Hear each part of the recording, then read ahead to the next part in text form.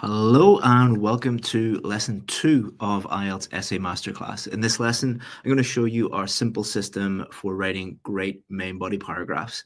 Thank you so much for joining me live, to the people joining me live. Because this is a live lesson, let me just quickly check that everything is working okay. If you guys could let me know in the chat, can you see me, can you hear me? And I'll just double check with my team and then we'll get going. We'll get right into the lesson. So, guys, Jermaine says, can hear and see you clearly. Thank you very much, Jermaine. And Selena, thank you very much, Selena. And thank you to all the people saying, yes, all clear, all good. Okay, we can get going. So, guys, same thing as yesterday. We're live on YouTube, so I'm going to present the lesson first. I won't be able to see your comments, so if you have any questions, just keep them until the end, and then I'll do like a 30 or 60-minute live Q&A at the end. So just keep your questions until the end. Two members of our team, Selena and Jermaine, will be in the chat. So if you have any issues and you see Jermaine and Selena in there, they'll be able to help you out while I'm teaching. Wow, we've 1,400 people already. Wow. Thank you so much for joining live. All right, so without further ado, let's get going. So can my team just let me know that you can see the slides? And then we'll get going. I know a lot of you had questions about replays and homework and feedback and all of those things. We're going to show you exactly the answer to those queries now, so don't worry. All right, so let's get going.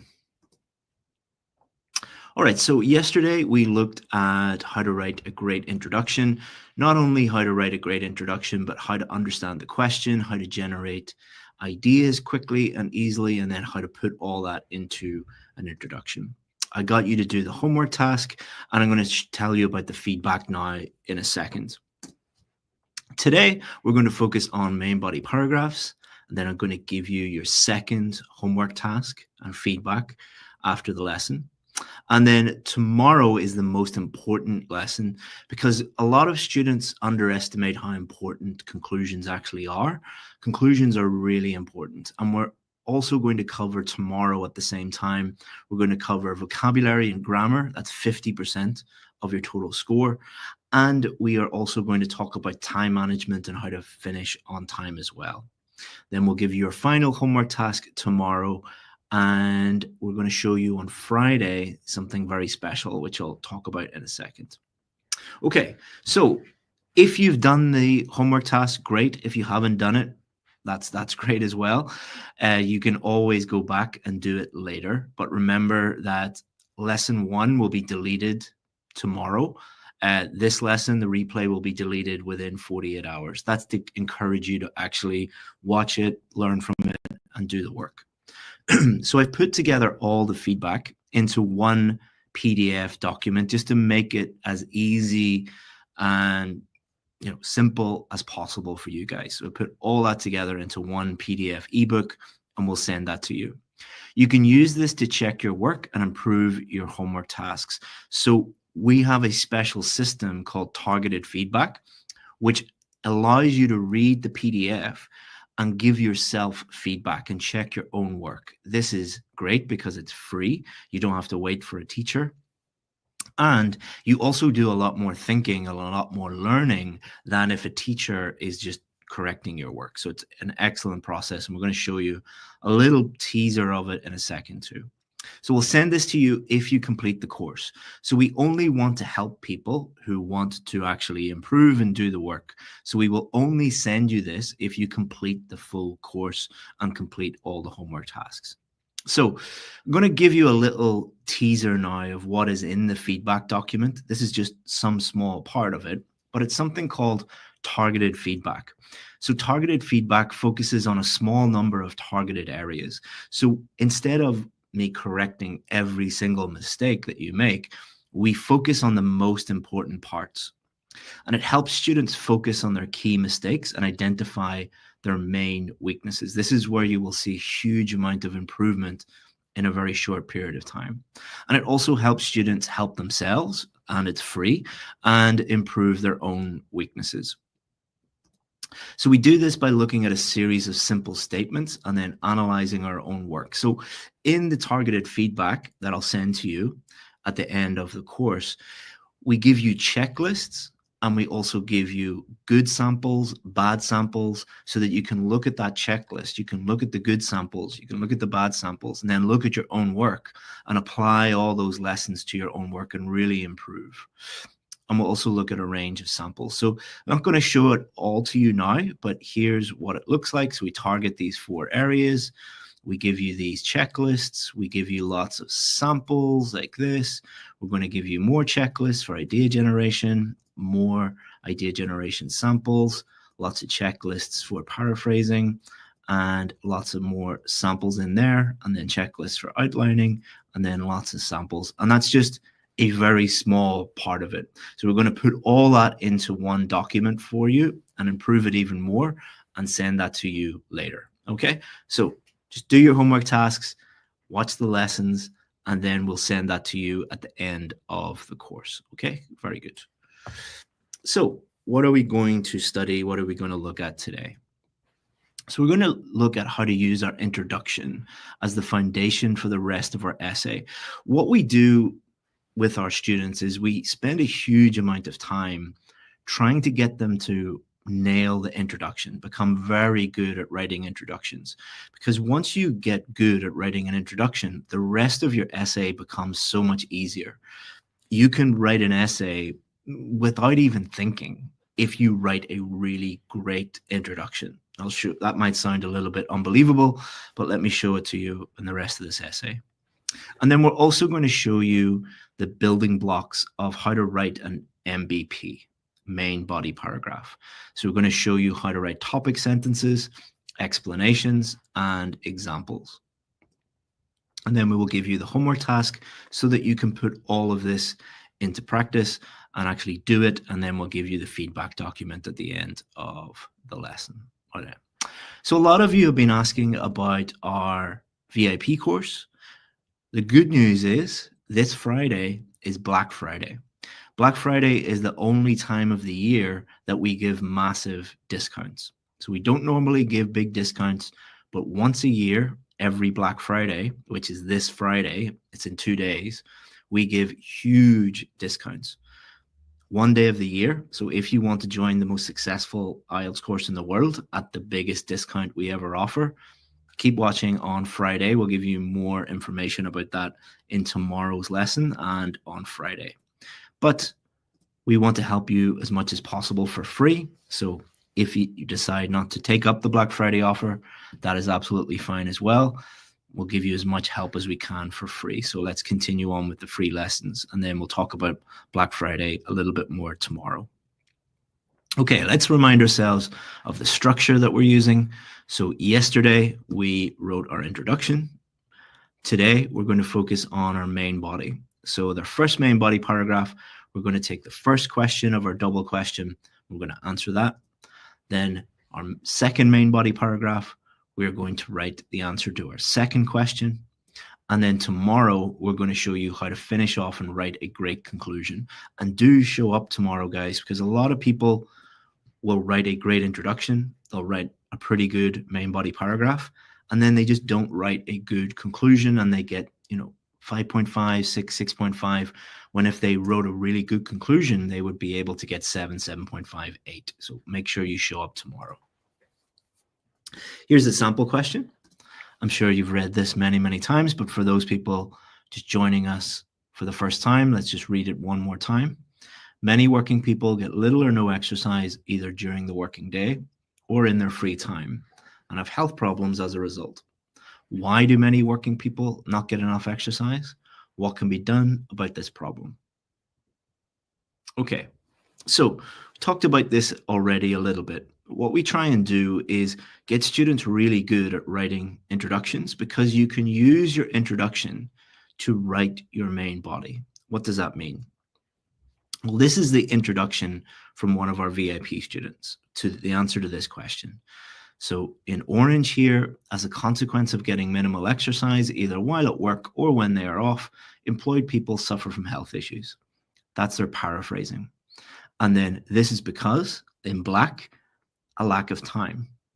That's their first main idea, answering the first question. And then in red, designated gym sessions could solve this problem. That's their second main idea, answering the second question. So they have actually created a mini plan for the rest of their essay.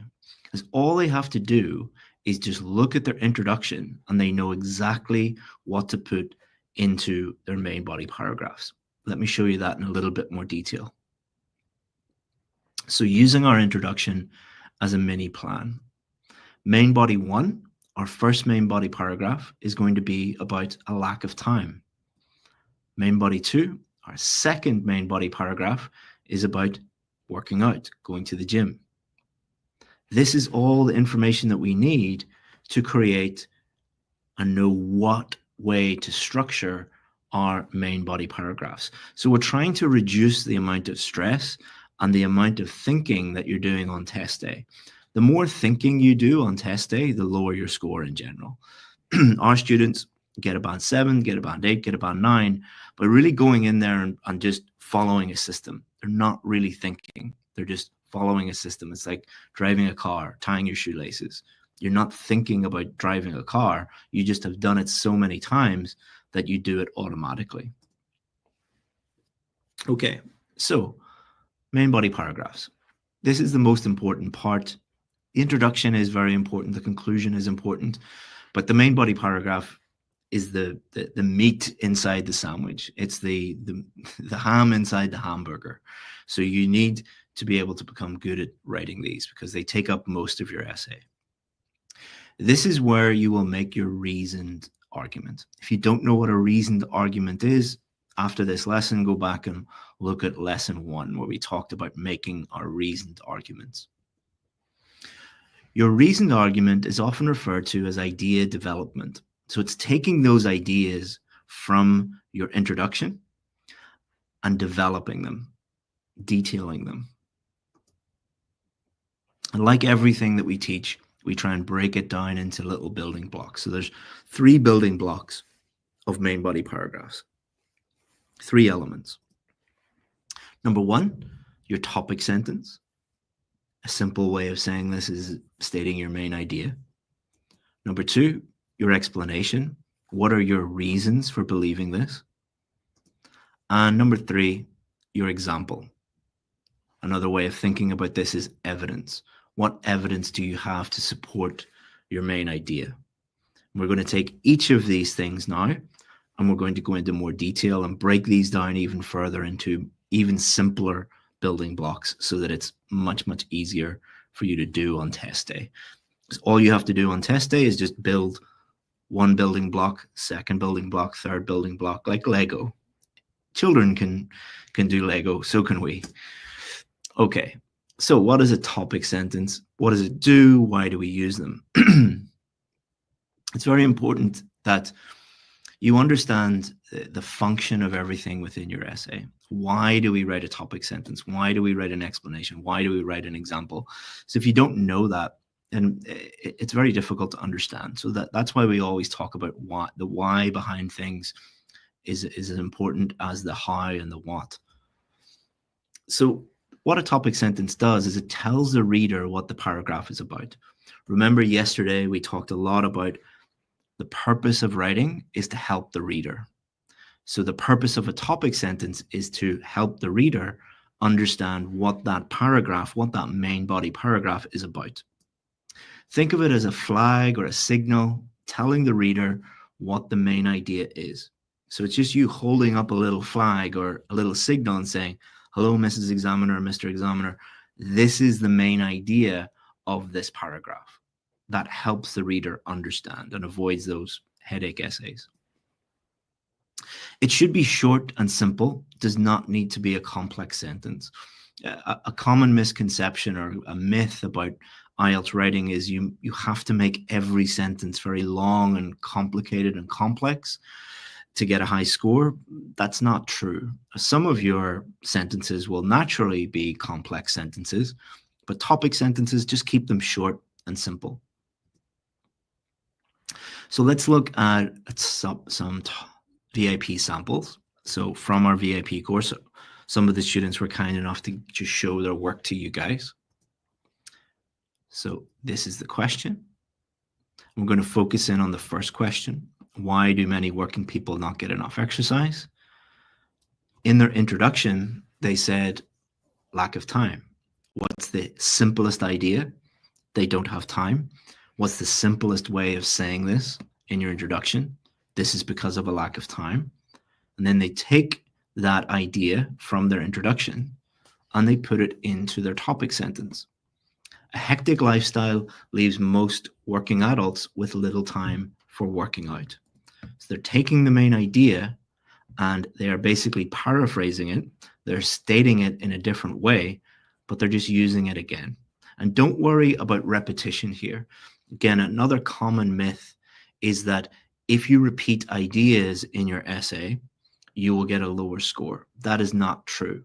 In general, if you repeat the same words over and over again, that might affect your score for vocabulary, but it doesn't affect your score for answering the question. So don't worry about that.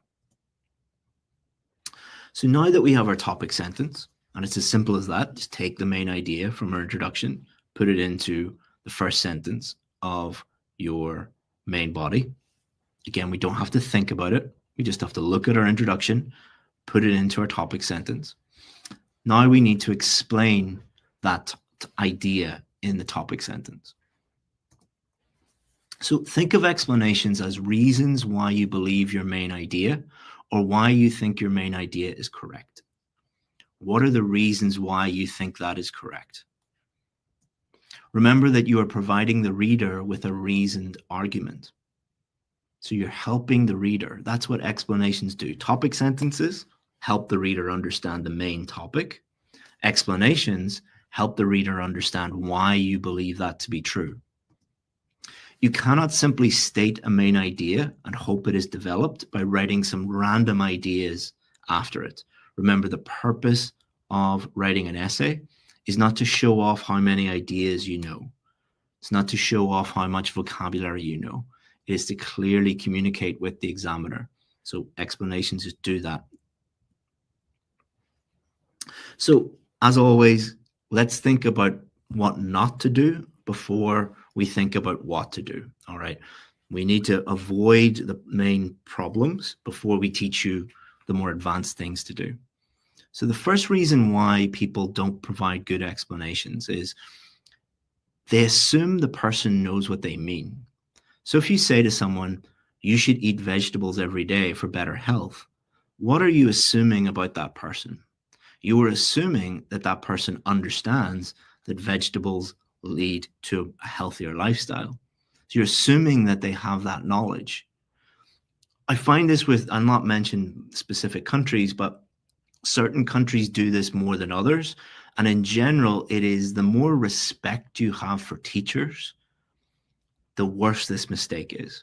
Because some of you have been brought up in cultures where you're taught that, teachers are God and teachers know everything. So that means that you never explain anything to a teacher. I know some students that said, we weren't allowed to explain things to a teacher. That is not how you communicate through writing. You need to explain things properly. Don't assume that you are writing to a highly educated person. We'll show you in a second. You actually want to do the opposite. Also, many people are not used to writing arguments. So when someone is speaking, you can ask them questions. You cannot ask someone a question if they are writing. All right. So I remember being in a classroom when I was teaching in Vietnam, and one of the students said, oh, you should play basketball if you want to get taller.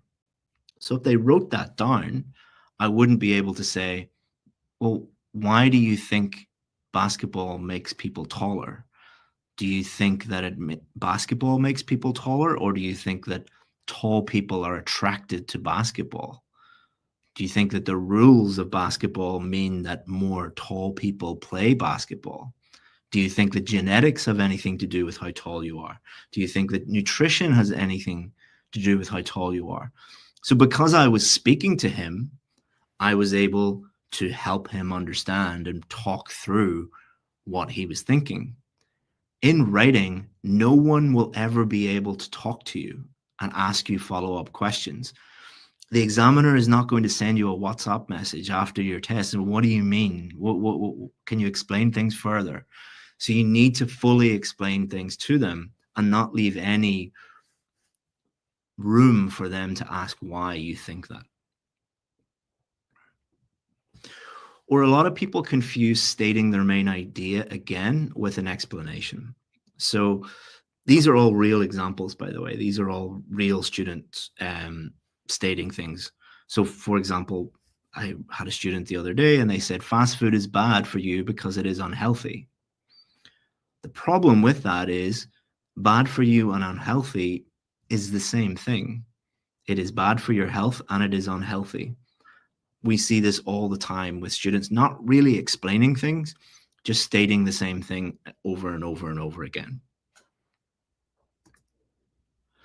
So what I want you to do now is, let's get a little bit of interaction, wake you guys up.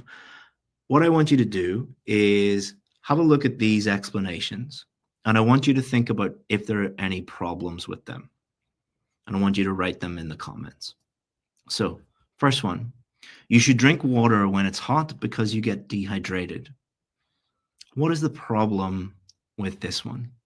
Just have a think about it. Write it in the comments. Give you 5 seconds to think about it and write your answer. It doesn't have to be a very long answer, but you should drink water when it's hot because you get dehydrated. What is the main problem with that explanation? Okay, explanation number 2. Markets are the best place to buy fresh food. What is the problem with that? Or is there any problem with that? Markets are the best place to buy fresh food. Give you 5 seconds. 5, 4, 3, 2, 1. The third one, sleep is important because it's good for your body. Sleep is important because it's good for your body. Are there any issues with that one? Okay, so let's have a look, see what you guys think.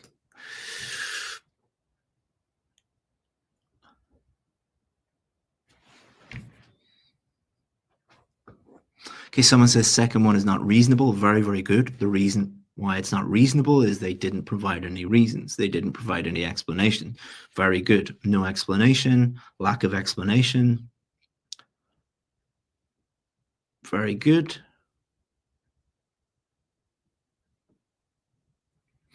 Some of you are talking about factual things, like this fact is wrong. Don't really worry about that too much in IELTS writing. It's not an IQ test or a knowledge test. Just really think about, are you actually explaining things? The examiner can completely disagree with your facts, completely disagree with your opinion, and you can still get a very high score.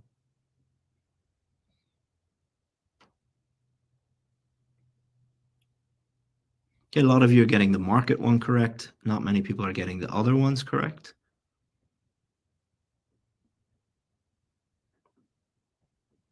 Okay, most of you understand that you need to explain a little bit more, but specifically, what is the issue?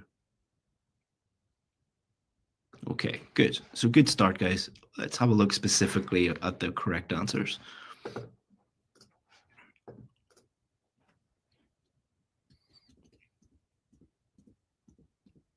Okay, so the first one, you should drink water when it's hot because you get dehydrated. This assumes the person reading it, or everyone, understands what dehydration means.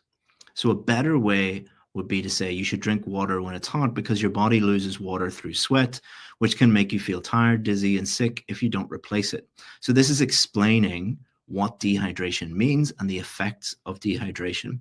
And this is very helpful for students to understand, because many of you worry that you won't be able to write very much about a topic. Explain everything. What does this thing actually mean? That will help you develop your answers, but will also help you get to the word count as well. Markets are the best place to buy fresh food. Again, there's nobody there to say, well, why are they the best places? But if you said something like markets are the best for fresh food because their fruits and vegetables come from nearby farms, that is a reason why. They have provided a reason. Now, you can disagree with that. You can say, in my country, it's different. It is not an IQ test or a knowledge test. It is not a test of markets and fresh food. We are just helping you understand how to explain things. Sleep is important because it's good for your body. This just restates important and good. All right. It's important. It's good. Very, very probably the most common mistake that we see is just students repeating the same thing.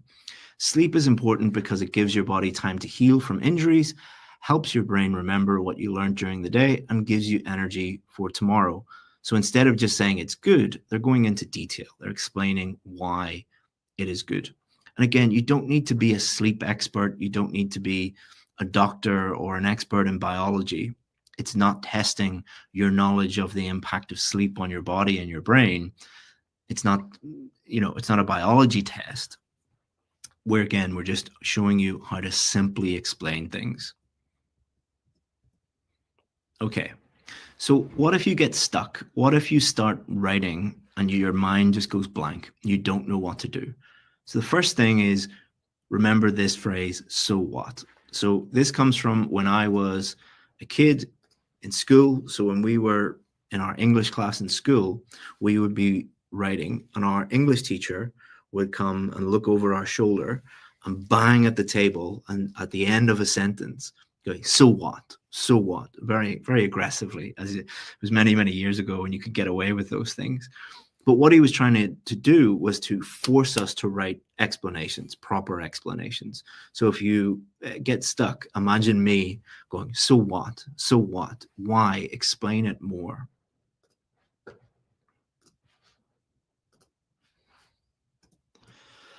This is probably the most effective way of writing explanations. How would you explain this to someone who knows nothing about the topic? So I'm sure you've seen on YouTube, like expert explains this to a 5-year-old or expert explains this to a 10-year-old. That is an excellent way to think about IELTS essays. If you imagine a 5-year-old or a 10-year-old, imagine if you have a son or a daughter and you were writing to them about this topic, how would you write it? You wouldn't assume that they know all this knowledge. You wouldn't assume that they understand everything about the topic. That will force you to really explain it to them. A different way of thinking about this is, imagine your grandparents. If you're writing something about technology, I know some grandparents know everything about technology, but imagine an 80, 90-year-old woman or a man, and you're writing to them about social media. How would you write? You would write very, very different from, writing to a 20-year-old who uses social media all the time. Or if someone completely disagreed with you, how would you convince them? So if you were writing an essay, think about the opposite argument. Or someone said, that's not true. I don't believe you. How would you actually explain that to them? Strengthen your argument in that way. Or if you don't really understand much about this topic, put yourself in someone else's shoes. How would you win this argument as another person? Now, you don't have to use all 4 of these techniques. I'm just giving you lots of tools. Like some people just like to say like, so what or why. I think the most effective one is explain it to a 5-year-old. Some people like me who like arguing with other people like to do it that way. Or if you just know nothing about this topic, if you're a man, what would a woman say? If you are rich, what would someone from a working class background say? If you are from one country, what would another person in another country say? And that will help you develop your ideas a little bit. You don't have to use all 4. Just use 1 or 2 of them, whichever ones help you. Okay, let's look at some real student explanations. Are any of these sufficient? Are any of these good? I'm going to show you 3, and I want you to write in the comments 1, 2, or 3. Which one of them are good, or 0? You can write 0 if you don't think any of them are good. So it's for the question that we've been doing. hectic lifestyle leaves most working adults with little time for working out. So here is an explanation. People work out more than ever before, meaning they don't have time to work out. This is number one. If you think number one is good, write number one. If you don't think it's good, just write nothing. In this modern world, people have little time to work out than ever before. This is number two. Many working people work long hours and have many responsibilities other than going to the gym. This is number three. So which one do you think is the best explanation? 1, 2, or 3? Or if you think none of them are good, you can be very horrible to our students who might be watching and write 0. All right, so let's have a look. Oh, there's a lot of comments, a lot of people watching. Thank you so much, guys, for watching. So some of you think 2 is pretty good. So a lot of you think 3 is only good. Nobody has said 0. I don't think anyone is wrong. Oh, one person. And the one person that said 0 is correct. None of them are very good. All of them are basically just repeating exactly the same thing. So let's have a look. Am I there? Yep. Boom. So all of them are just repeating the main point again and again and again. Many people work long hours, have a hectic lifestyle. Many responsibilities, a hectic lifestyle. Other than going to the gym, they don't have time to work out. Okay, so you need to be very careful with explanations. Are you actually explaining something, or are you just repeating the main point again and again and again? Be very, very careful. Okay, let's look at another one of our VIP students. Do you think this is good? Most people work from 9 to 5 with only a short lunch break and a long commute on top of this. This leaves them with only a few hours in the evening for things other than work.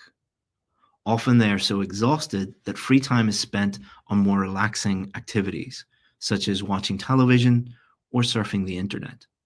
Is this a better explanation? And think about, if you think so, why? If you showed this to a 5-year-old, or if you said this to a 5-year-old, would they understand you?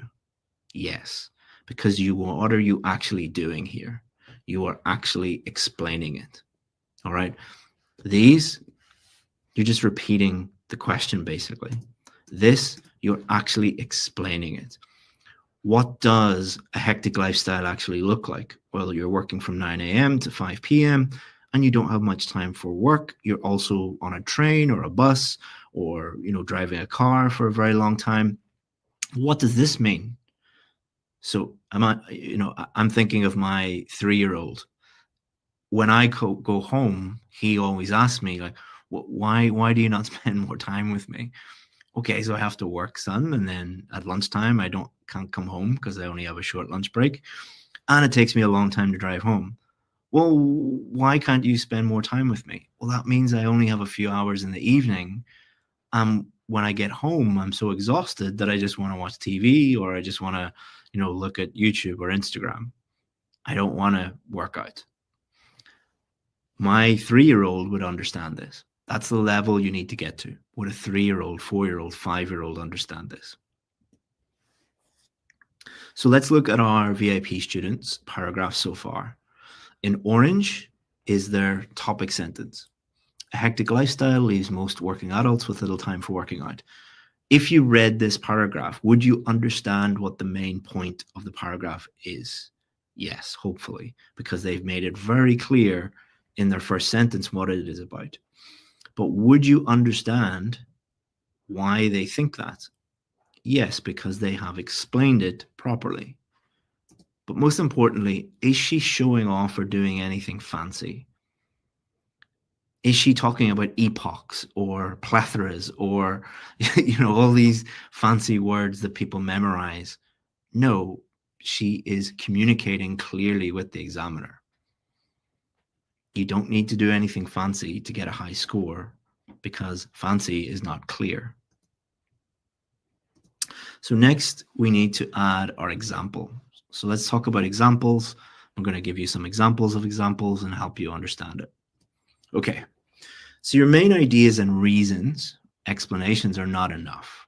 You must go one step further. You must provide evidence. You must provide examples. Why?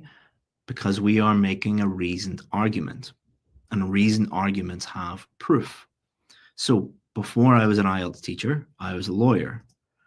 So if my client was in court, let's say his car was clocked at 120 miles an hour. So I have a man, the camera caught his car going 120 miles an hour. And I go into court and I say to the judge, my client was not speeding at 120 miles an hour. Am I a good lawyer? Will my client be happy? No, my client should fire me immediately because I haven't provided any proof. I haven't provided any evidence. But if I said this to the judge, my client was not speeding at 120 miles per hour on the 19th of March 2012 on Main Street, Manchester. On that date, he was on board flight BA221 from London to Singapore. Is my client going to jail? No, he's going out of the court. He's a free man. The difference between this sentence and this sentence is this one just has evidence. It has proof. This is what we're going to get you to do in your essays. You're going to become lawyers by providing evidence. So let's look at some examples, and I want you to say if these are good or bad. Just want you to think about them, and then we'll check at the end. And if you want to write in the comments, feel free to write in the comments. So this one. My cousin got a band 9 at the British Council and I got a band 6 at IDP. Therefore, the British Council is easier than IDP. Is this a good example? Yes, if you think so. No, why not? Here's the second example. According to a Cambridge University study, 29% of children in the United Kingdom who ate after swimming drowned. Is this a good example? These are real sentences, by the way. I didn't make these up. These come from, well, the first one came from an email from a student. We get emails like that every day. The second one is from a real student essay. And here's another one from a real student essay. Recent studies show that children who eat more sugar are more likely to suffer from hyperactivity disorders. Is this a good example? Let's have a quick look at the comments. First one, no. Someone said there's no explanation. So we're not talking about explanations. We're just focusing on it, on examples. A lot of you are saying yes, some of them are good. Some of you are saying 3 is good, 2 and 3 are good. Okay, so some of you think, most of you think that 1 is not good, but 2 and 3 are good. Let's have a look. You'll see in a minute.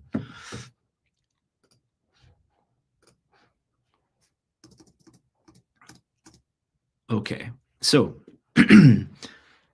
examples do not need to be true, but they must make sense. So a very common question that we get is, can I make up examples? You can, but I would not recommend it because most of the examples that people make up don't make any sense. So it's best that they are true. It is best that the examples are true.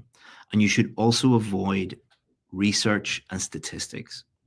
So a very common technique is to just take an example, right, according to Oxford University or according to Harvard University, and then add a statistic. Research has shown blah, blah, blah, blah, blah, blah. I don't recommend that you do that for the same reason I don't recommend you make stuff up. Most of the time, it doesn't make any sense.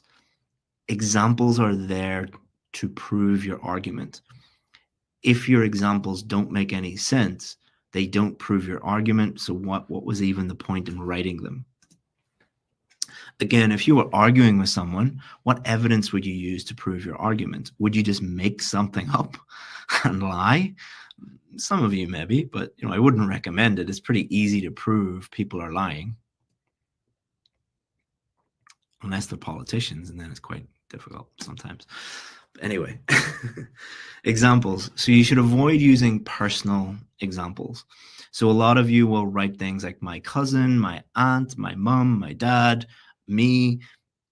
Avoid those because it doesn't prove the general point. We'll look at examples of why that is in a second. But what you can do is try thinking of a personal example and then making it more general in order to create a really good example. And we're going to show you exactly how to do this. This is what our VIP students do. This will help you think of an example and then make it stronger. So students often find it very easy to think of personal examples, but personal examples don't prove the general point. They're quite weak sometimes.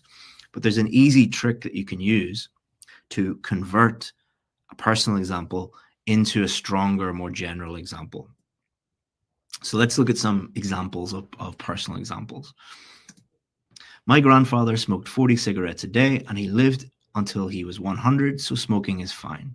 That is a real sentence from a real essay from a real student. Is this a good example? It's true. It is true. Their grandfather did smoke 40 cigarettes a day and he lived until he was 100. But does this prove that smoking is fine? No. All right. One example out of one is just not enough data to go on. I'll not get into statistics and things like that, but there's the theory of, not a theory, the concept of statistical significance. All right. Just because one man survived till he was 100 smoking 40 cigarettes doesn't make them healthy. All right. You need to look at thousands, millions of people. So that's the problem. Just the sample size is not big enough. So what we can do instead is take personal examples and make them more general. All right. How do we do that? So imagine you get a question, how has online shopping affected traditional shops? So you could say something like this. My sister worked in a bookshop in my town and it closed down because of competition from Amazon. What is the problem with that? And don't just say, oh, because it's too personal. What is the issue with that one? Well, you have a sample size of one, so it doesn't prove anything. The bookshop might have closed down because your sister was terrible at selling books, or the manager was terrible at running a business, or there was a flood and it flooded the bookshop and all the books floated away. It doesn't mean anything. All right. But this might be true. So what you can do is convert it into a more general example. Many offline retailers in the UK closed down recently because of competition from online companies. Is this true? Yes. Does it prove the general point? Yes. So you're taking your personal story and you're converting it into a more general example, going from my sister in my town to offline retailers in the UK. Let's look at more examples of that. So should children learn a second language in primary school? So let's take my own personal life. My son can speak Vietnamese and English. That is a true fact about my life. Should I put that into my essay? No, because it's one little guy out of millions of people. Many children that grow up in a bilingual household have an advantage over children who do not. So that is true. That proves the point that maybe it is a good idea for children to learn a second language in primary school because it has a lot of advantages, not just linguistic advantages, but those children tend to do better in many other areas as well. So let's look at some real examples from our students for the question that we've been looking at. So when I was working with this student, this is the example they put in. For example, I work around 80 hours a week, leaving me with no time to work out. So what we did with her was we said, okay, I think she's a doctor or works in medical field in some way, I think. Said, okay, let's change that to go from you, one person, to convert it to something a little bit more general. For example, many medical professionals in the UK spend more than 80 hours per week on work-related activities. leaving them with little time to work out. So she's taken a very personal example and converted it into something more general that is true, that proves her point. So we can use our life experience and put it into our essay. So let's look again. Are these good? Is this one good? No. This is just someone being jealous and annoyed that their cousin put more work in than they did. It is nothing to do with the British Council or IDP. They're both exactly the same. Second one, according to a Cambridge University study, 29% of children who ate after swimming drowned. This is a terrible example because a third of children who ate after swimming drowned. So they got out of the pool, had something to eat, and then they magically drowned being outside the water. Okay, so I played a little trick on many of you, but many of you write examples like this because you just think that putting Cambridge University study and then a made-up statistic and writing something related to that. I've seen some crazy statistics in my time. That is not the craziest one. So don't use statistics because often they don't make any sense. Recent studies show that children who eat more sugar are more likely to suffer from hyperactivity disorders. This is a very bad example. Why? Because you don't know if it is actually true or not. You just think that it might be true, but you have no evidence that it is actually true. You would actually have to go and look at many, many medical journals and do a meta-analysis of that to actually prove that it is true. So you're taking a thing that many people think might be true and then just saying recent studies show. That's not a fact, all right? That's nonsense. So don't make up statistics and don't make up things that you think might be true and just say recent studies have shown. They're all nonsense. Okay. That is how to write your main body paragraphs. Write your topic sentence, write your main body paragraph or your explanation, write your example. Here's your homework task. Look at the question below, follow the steps outlined in this lesson, and write a main body paragraph for the first question. Nowadays, museum and historical sites are mainly visited by foreign tourists instead of locals. Why is this happening? What can be done to get locals to visit museums and historical sites more? I'll give you a few seconds to take a photo or take a screenshot, screen grab, whatever you want to do.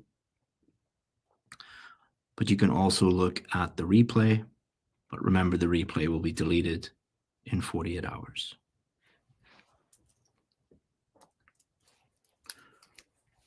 Okay, some important information coming up, guys, and then I'll do a Q&A. Let me get a little drink here. Okay, so 5, 4, 3, 2, 1. Here are the rules. Please listen to the rules because many of you didn't listen to the rules yesterday. All right, many of you did the exact opposite of what we said yesterday. Just write out your main body paragraph on a piece of paper. It's not complicated. Get a piece of paper and get a pen and write it out. That's all we want you to do. Please do not demand that we look at your work. You are not special. All right. You are one out of 85,000 people who signed up for this free course. Please do not send us nasty emails and say nasty things to our team because we won't give you our free time. You are not special. That doesn't go for 99% of you who are very, very nice and polite. So apologies for wasting your time with that. Global targeted feedback will be provided at the end of lesson 3. All right. Your goal is to write a paragraph on a piece of paper. Achieve that goal today. Worry about everything else later. Thank you very much for your time today. I really hope that you enjoyed the lesson. I hope that you learned from the lesson. I'm going to answer your questions now, but because there's so many people watching, I can't answer 100% of your questions. You will find the answer to most of your questions on our website or our YouTube channel, or you can use Google. Just Google IELTS Advantage and the question that you have, and 99% of questions are answered on our YouTube channel or our website.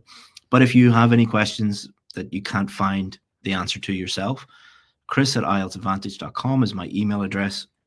Either myself or my team, we will answer 100% of the emails that we receive. Do be patient, guys. We are helping you for free. Some of you, 99% of you are very polite. 1% of you are not very polite. Please be a normal human being and respect our team. All right. So, I nearly hit end of lesson there. So hopefully you enjoyed that, guys. I do have a little bit of time. I can answer some of your questions. There are fewer people watching than were watching yesterday. So you have a higher chance of getting your question answered. Thank you to all the people saying thank you. I really appreciate it, guys. Please don't say thank you anymore. Just if you want to thank us, give the video a like or share it with people who you think it might help, or subscribe to the channel. That's all the thanks that we want. If everyone is saying thanks thousands of times, I can't read any of the questions. So I don't want to seem ungrateful, but yeah. So I'm going to look at questions now. I'm going to try and find the questions that will help the greatest number of people. So give me a second. Okay, so already people are asking about conclusions, about grammar, about Black Friday, and about vocabulary. Lesson 3 tomorrow, same time, same place. We will cover conclusions. We will cover time management. We will cover grammar. We will cover vocabulary, and we'll cover Black Friday and the VIP course. I won't answer any questions on those things today because we will cover them tomorrow. So it's a more efficient way of dealing with that.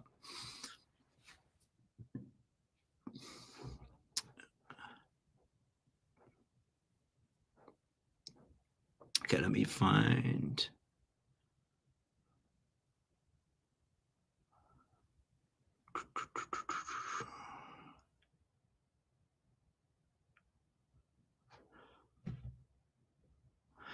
Very good, George. Was the steak good yesterday? It was excellent. Believe it or not, one of the reasons why I live in this country is because the steak is so good. Ireland has, in my opinion, I'm Irish, so I'm a little bit biased, but has the best steak in the world. But in my local area, there's a lot of cows and stuff, so it was pretty good. But thank you, George. Yeah, it was very good.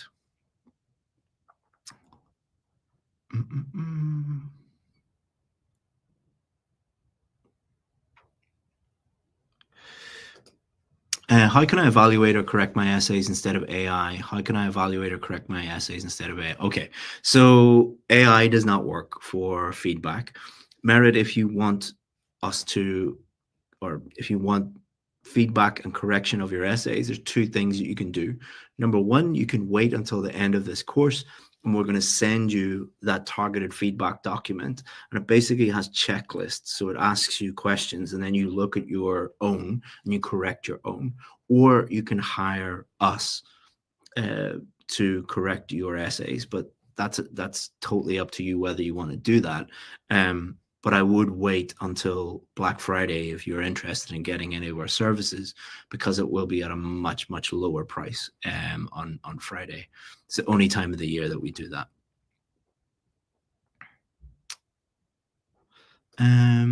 Is grammar the main thing in writing, or is it more about structure? It's not about one thing or the other. So the way that IELTS speaking and IELTS writing works is there are 4 marking criteria. And if you want to get a band 7, you should aim to be at a band 7 for all 4 marking criteria. So for writing, I'll not get into the technicalities of it and the big fancy words, but it's basically 25% is for did you answer the question? Another 25% is your answer organized and structured properly so that it's easy to understand. 25% is grammar, 25% is vocabulary. To get a band 7, all 4 of those things need to be at a band 7 level. To be at a band 8, all 4 of those things need to be at a band 8 level. So it's not about getting good at one thing, it's about getting good at all things. It's like driving a car, you need 4 tires. If one tire is bust, the car doesn't move. All right. If one out of those 4 things is bust, you're going to get a low score.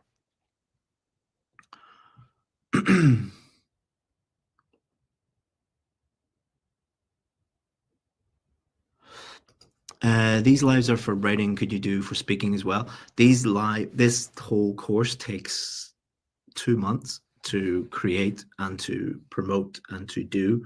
I don't have another, 2 months of my time. I'm going to take a very long holiday after this. So no, but we do have the whole speaking course in our VIP course, and that is available on Black Friday. If it has everything in it. What type of essays are likely to be in December? So, not to criticize, I don't like criticizing other teachers, but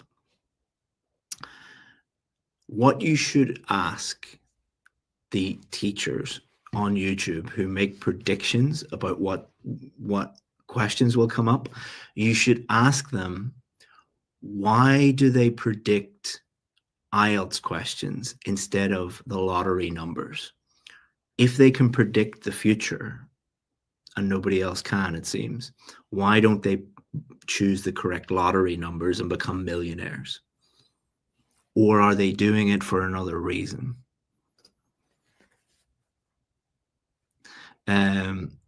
It's impossible to predict. Some people make videos about predictions, and they do that for a reason, which I'll let you figure out for yourself.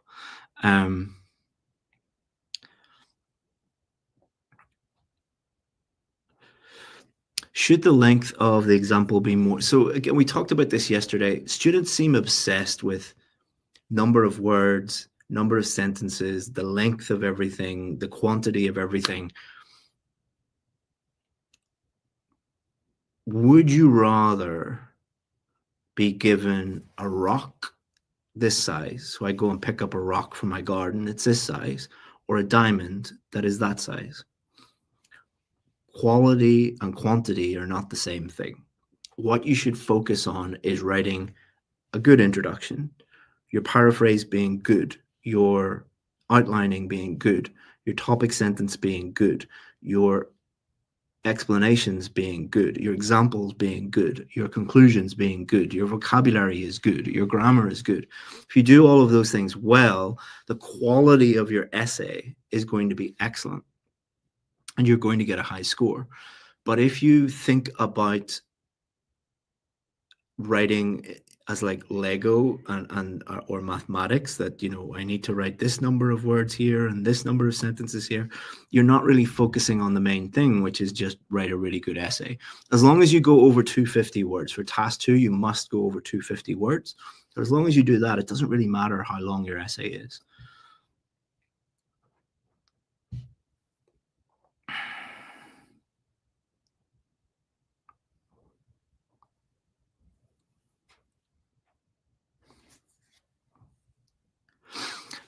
I'm not going to show the specific questions because I don't want to pick on people. I don't want to embarrass people. But a lot of you are saying things like, can I add? So I showed you exactly what to do. Exactly. All you have to do is just follow that system. A lot of you are saying, well, can I change this? Or can I add this? Or can I change that or change this? I'm not very good at many things in the world. I'm terrible at many, many things. But I am pretty good at teaching IELTS writing. It's probably the only good thing I'm good at in the world. If I wanted to learn something, like let's say I want to learn cooking, and Gordon Ramsay came to my house and said, just follow exactly, like Gordon Ramsay is one of the best chefs in the world, just follow this recipe. What would you think, and what would Gordon Ramsay say if I was like, okay, you're an expert at cooking, and this formula works, but I'm going to tweak it and do it myself and do it my own little way? What would you say to that? All right. This works. This stuff works. We have more success stories than any other IELTS course in the entire world, and our system is the simplest in the world. So why would you make it more complicated and change it and do all these things? Like, don't. All right. You can if you want. I'm not your dad. You're not a child. Do whatever you want, but a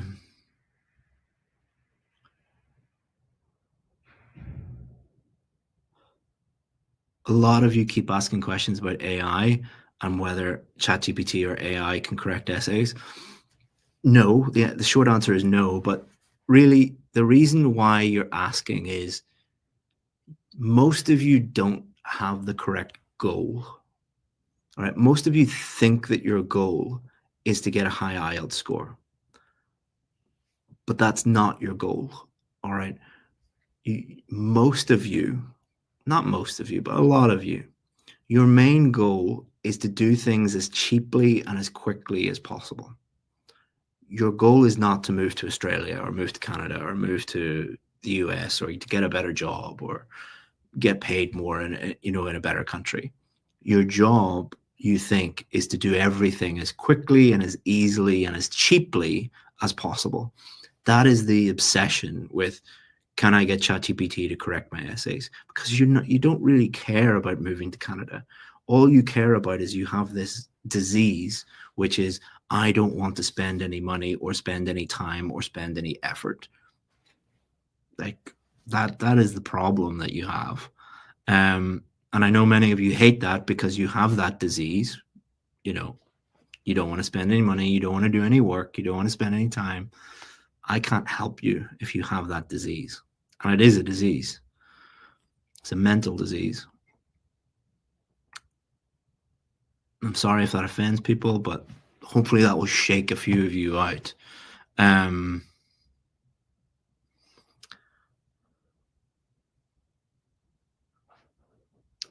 Rachel Paul, the word limit, what if you can't reach it? You will reach it if you follow the system that we've been teaching you. So if you follow exactly what we teach you this week, you will always go over 250 words.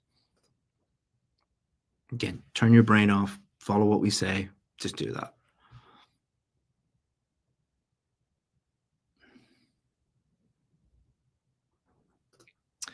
If you're aiming for band 9, is simplicity and clarity enough? Of course it is enough, because that's exactly what good writing is.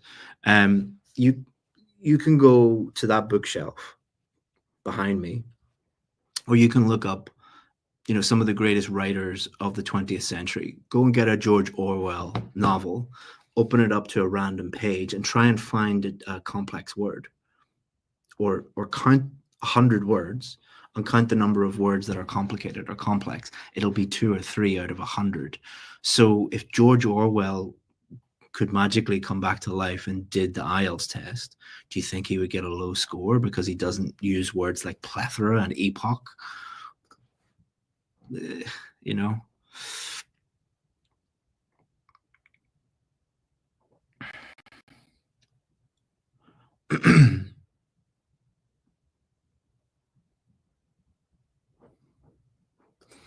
How to use idiomatic language appropriately? Don't use any idiomatic language. What you mean by that is idioms. Don't use idioms in writing task 2. You can use them in speaking, but only use them if you know how to use them and they're correct and they're appropriate to use. And most of you don't know how to use most of them, so don't use them, because you'll make a mistake and you'll get a lower score.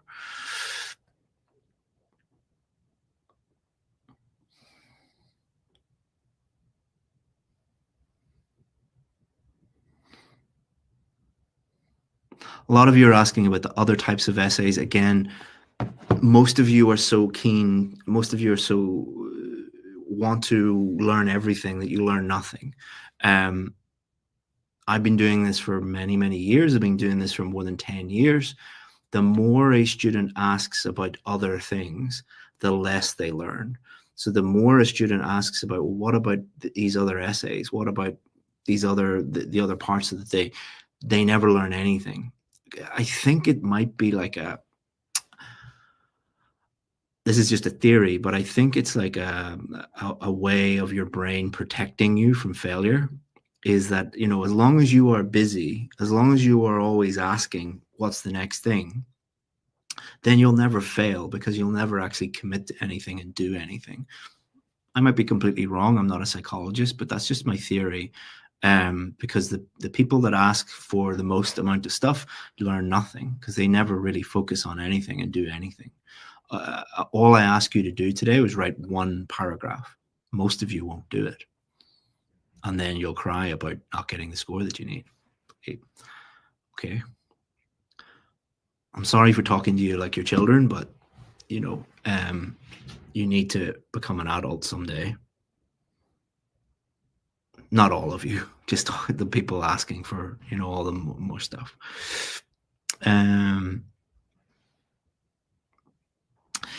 Is there a format?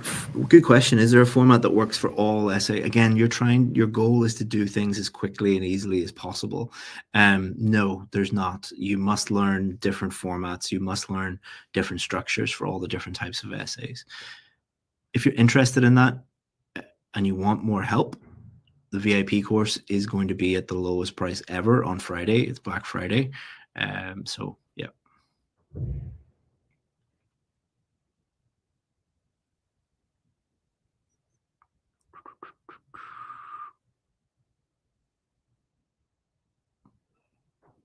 Trying to find the next question. Some of you are asking the same question over and over and over again, so I'm going to chuck you out.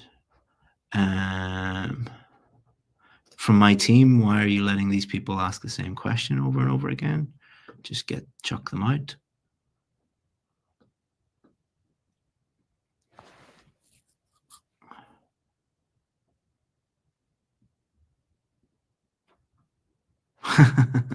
Some people are more interested in my dinner.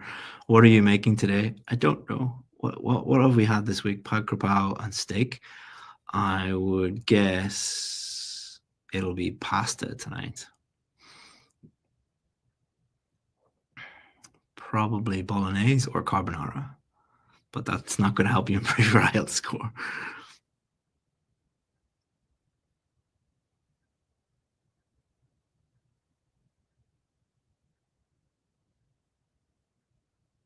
A lot of you are asking about complex sentences, and we'll talk about that tomorrow when we do our grammar lesson tomorrow.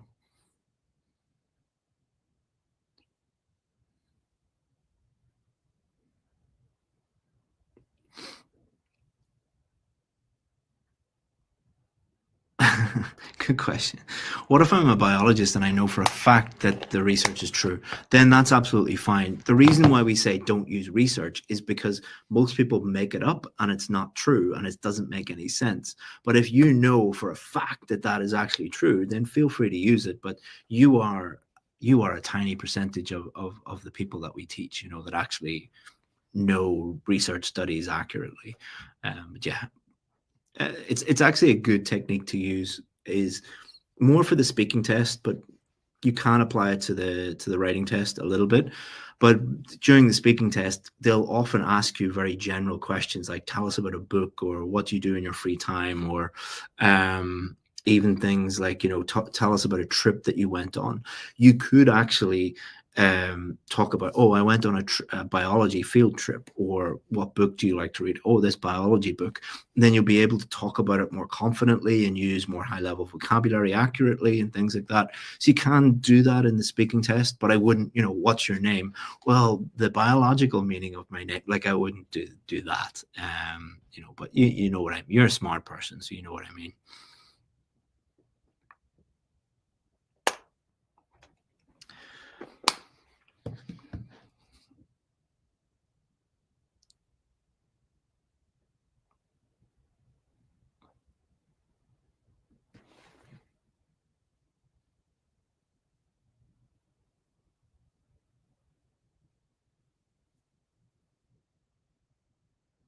Let me go to the bottom.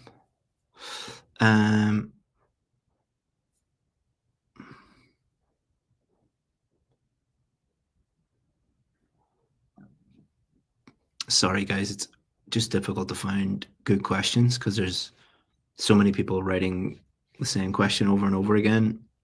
I've answered a lot of the questions already.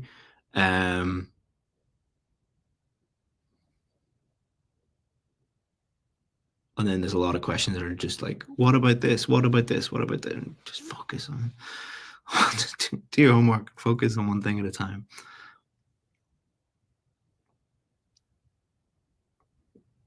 And if you want everything, then the VIP course is there for you if you want to buy it. It covers everything. And I'm not saying that just to get people to buy. I don't really care if you buy or not. But it's the perfect answer, the perfect solution to your problem.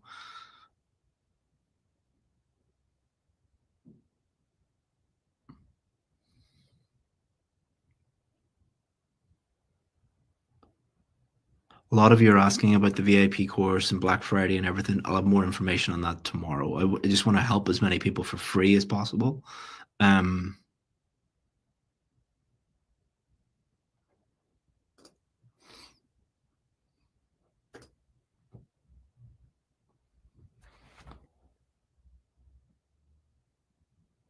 lot of you are asking about time, about like how long will it take me to learn this, or how is this enough time to get a band, whatever. You shouldn't think about time at all. What you should think about is, what do I have to do to get to a band 7? What do I have to do to get to a band 8? And remove time completely. Because the students that focus on time never get there. The students that try and do everything as quickly as possible, because it's just another way of saying, how do I do it quickly?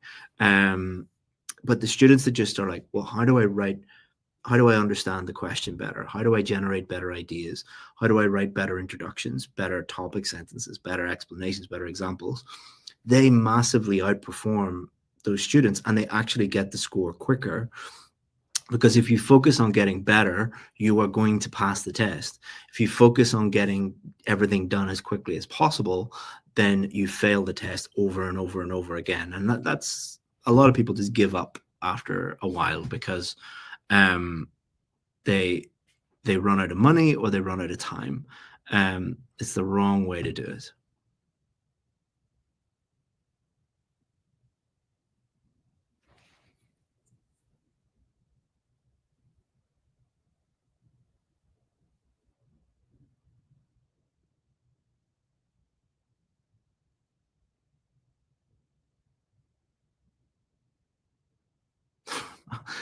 So many people obsessed with my dinner.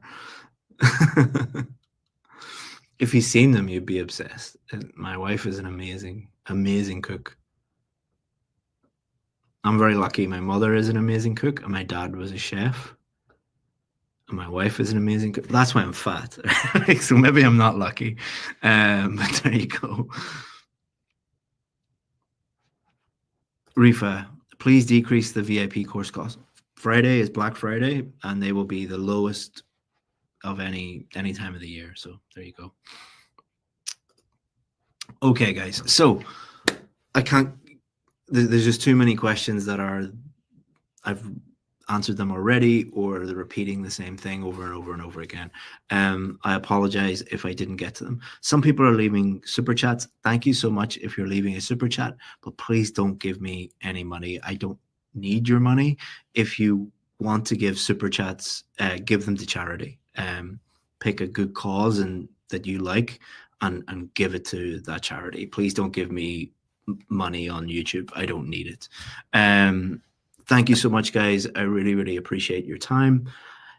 Do show up tomorrow, because we're not only covering conclusions, which are incredibly important, but grammar and vocabulary. That's 50% of your total score, and how to finish your essay on time. And then we'll also give you information about how to get the feedback document and all of those things. And we will have more information about Black Friday. I know I've mentioned it a few times, but we never offer big discounts apart from one day of the year, which is Black Friday. If you're interested, the VIP course is, as we've shown, the most successful IELTS course in the world. It has produced more success stories than any other IELTS course in the world, and it will be at a huge, huge discount, biggest ever. So show up tomorrow, you get more information about that. Thank you very much, guys, and I look forward to working with you and helping you tomorrow. Bye-bye. Thank you.